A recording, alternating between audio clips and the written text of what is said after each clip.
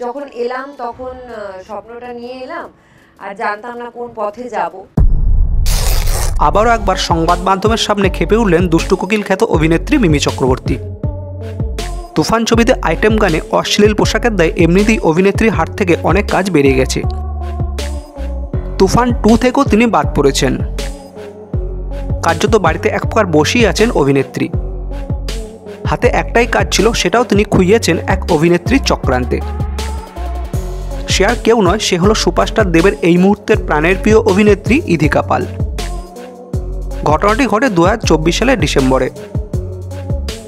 এক প্রকার ফাইনাল হয়ে গেছিলেন অভিনেত্রী মিমি চক্রবর্তী দেবের আপকামিং ছবি রঘু ডাকাতের জন্য। কিন্তু খাদান সুপার ডুপার হিট করায় এবং অভিনেত্রী ইধিকার সাথে বন্ধুত্ব গাঢ় হওয়ার জন্য সুপারস্টার দেব মিমি চক্রবর্তীকে পরিবর্তন করে রঘু ডাকাতের জন্য ইধিকা পালকে ফাইনাল করেন। তো বন্ধুরা, এই ব্যাপারে আপনাদের কি মন্তব্য কমেন্টে জানাতে ভুলবেন না। ভালো থাকবেন, সুস্থ থাকবেন।